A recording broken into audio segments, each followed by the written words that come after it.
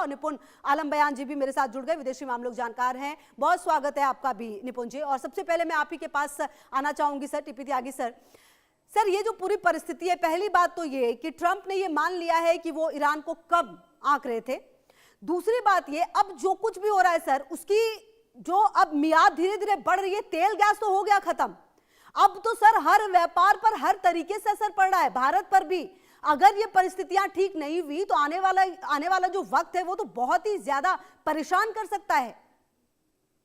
जी बिल्कुल सही कह रही हैं आप, बिल्कुल सही कह रही है मैडम। देखो ऐसा है कि खाली तेल तेल हम चिल्ला रहे हैं, तेल तो एक कमोडिटी है।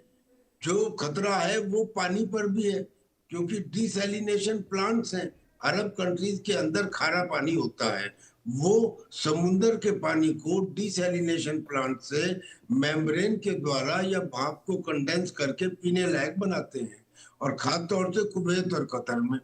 और अब जिस तरह के हमले हो रहे हैं, इनके जो बुशर न्यूक्लियर प्लांट है उस पर 4 हमले हो चुके हैं। और अगर उसमें, और एक तो बिल्कुल उसकी लेबोरेटरी में हुआ है, यानी कि अगर वहां से रेडिएशन फैलता है तो वो पर्शियन गल्फ के किनारे स्थित है, तो पर्शियन गल्फ का पानी भी कंटेमिनेटेड हो जाएगा, यानी कि पूरी अरब कंट्रीज तो तबाह होंगी होंगी। पर्शियन गल्फ का पानी जिसे वो पीते थे वो भी तबाह हो जाएगा। अच्छा, हीलियम गैस भी वहां से आती है।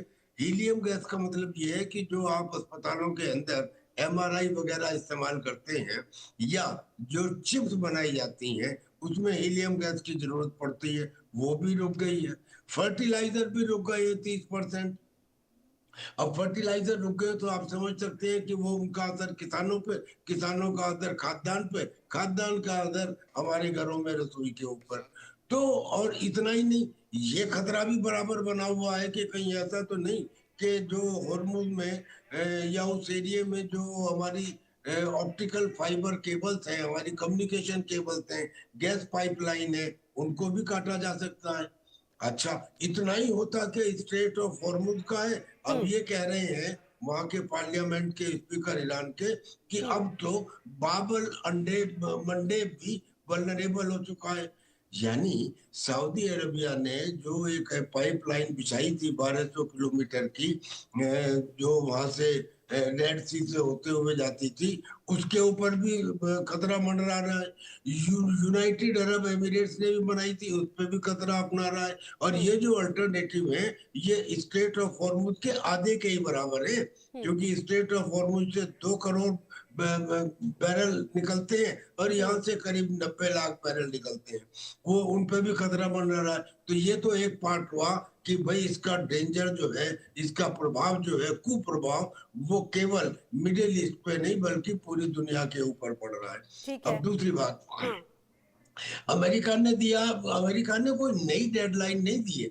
अमेरिका ने पहले कहा था 48 घंटे, फिर कहा था 5 दिन, फिर कहा था 10 दिन। 2-3 दिन पहले रिमाइंड कराया कि आपको याद होगा मैंने 10 दिन कहा था, अब उसमें 48 घंटे शेष बचे हैं। अब उन्होंने टाइम भी सेट कर दिया है कि मंगलवार को रात के 8 बजे के बाद हम हमले शुरू कर देंगे। कहाँ करेंगे?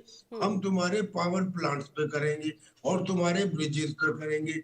एक ब्रिज को पहले ही तबाह कर चुके हैं वो, जो उनका B1 ब्रिज था, जो मिडिल ईस्ट में सबसे ऊंचा ब्रिज, और 1 किलोमीटर से भी ज्यादा लंबा जो उनकी सप्लाई लाइन और डिफेंस प्रोडक्ट्स को ट्रेड के लिए इस्तेमाल होता था। अब अगर उन्होंने ऐसा किया तो अब आप इमेजिन कीजिए कि ईरान की क्या हालत होगी।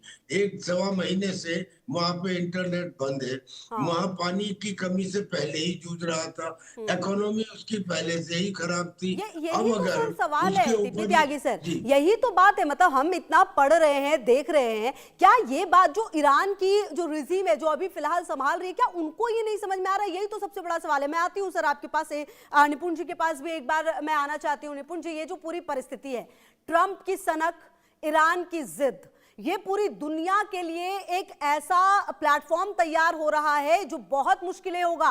तेल, गैस, सारे उद्योग, आयात निर्यात, सब कुछ तो फंसता हुआ नजर आ रहा है। कुल मिलाकर ये दुनिया को किस मुहाने पर ले जाने की कोशिश है। और कहा यह जा रहा है कि चलिए बातचीत होगी, लेकिन उस बातचीत में होगा क्या? बातचीत से तो पहले ही अमेरिका जाकर हमले कर देता है, खमेनेई को मार देता है। जब जब बातचीत होती है बड़ा हमला कर देता है अमेरिका जाकर। जी, देखिए क्या है कि अमेरिका और ईरान की जो ये विवाद है या जो ये चल रहा है, दोनों जो वॉर चल रहा है, ये वॉर है पुराना, इस बार हाइप पर गया है और आमने-सामने नेक टू नेक या हेड टू हेड ये दोनों एक-दूसरे के सामने हुए हैं। अमेरिका ये जानता है कि ईरान अपने दौर के सबसे नाजुक दौर में है, लेकिन ईरान को जो बैकएंड सपोर्ट मिल रहा है, वो रशिया, चाइना के द्वारा मिल रहा है, इसीलिए ईरान अभी तक टिका हुआ है। हम्म। अगर ईरान को ये सपोर्ट ना मिला होता तो निश्चित रूप से ईरान इतना लंबा यहाँ पे टिक ना पाता। हम्म। अमेरिका को ये है कि अगर इस वॉर में अमेरिका पीछे हटता है बगैर विक्ट्री लिए, तो जो डोनाल्ड ट्रंप का सेकंड टेन्योर है, उसमें जो स्टार्टिंग से उन्होंने जो स्टैंड लिए हैं, वो सारे के सारे स्टैंड जीरो हो जाएंगे। हम्म। अगर यहाँ पर ये हो गया कि अमेरिका पीछे हट गया, अमेरिका लड़ाई आगे नहीं बढ़ाया, ऑलरेडी आप जानते हैं अमेरिका की अच्छी खासी फजीयत हो रही है। आप सोचिए, उनके ट्राउट अमेरिका गिरा दिए जा रहे हैं, अमेरिका के हेलीकॉप्टर गिरा दिए जा रहे हैं, पायलट गायब है। तो ऐसी स्थिति में दूसरा आप होमस को खुलवा नहीं पा रहे हैं, नाटो के कंट्री आपके साथ नहीं है, इसके अलावा इसराइल ग्राउंड ऑपरेशन के लिए अपनी फोर्सेस भेजने को तैयार नहीं है। तो इससे बुरा दौर अमेरिका के लिए और क्या हो सकता है। और अमेरिका इसमें भी अगर विक्ट्री हासिल करे बगैर या एक ऐसा पंच दिए बगैर पीछे हट जाता है, तो अमेरिका की इस मुहिम का मतलब क्या हुआ, और करीब 45-46 बिलियन ऑलरेडी अमेरिका के खर्च हो चुके हैं।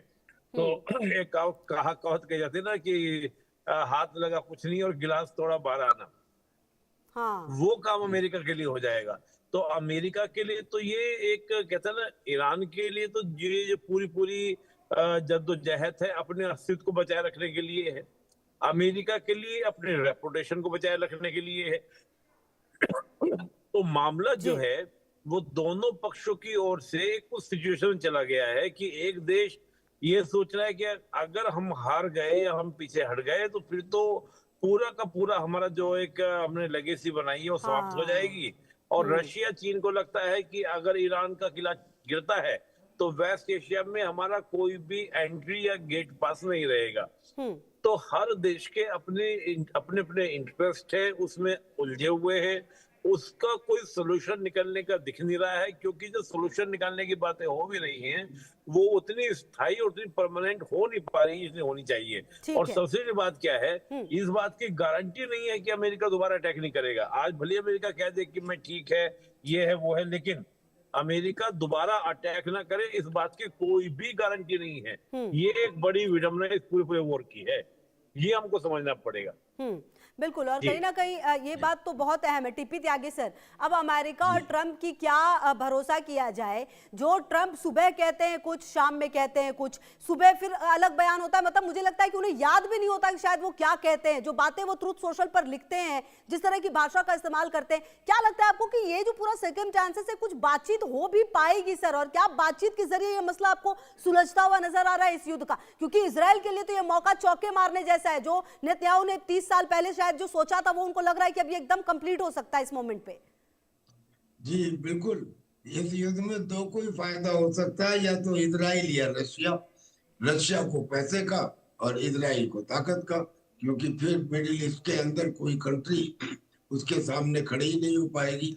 पर अभी एक बात ये देखिए आप कि डोनाल्ड ट्रंप के खिलाफ तो आवाजें उठने लगी है कि सेक्शन 45 अमेंडमेंट जो उनके कॉन्स्टिट्यूशन का है उसके अंतर्गत प्रेसिडेंट को हटाया जा सकता है और वाइस प्रेसिडेंट को यानी कि वेंस को वहां पे बनाया जा सकता है। इतना हो गया है। लेकिन क्या कोई प्रेसिडेंट ऐसा होने देगा? तो इसलिए चूंकि नहीं होने देगा, इसलिए उसके जो भी फ्लक्चुएटिंग स्टेटमेंट्स हैं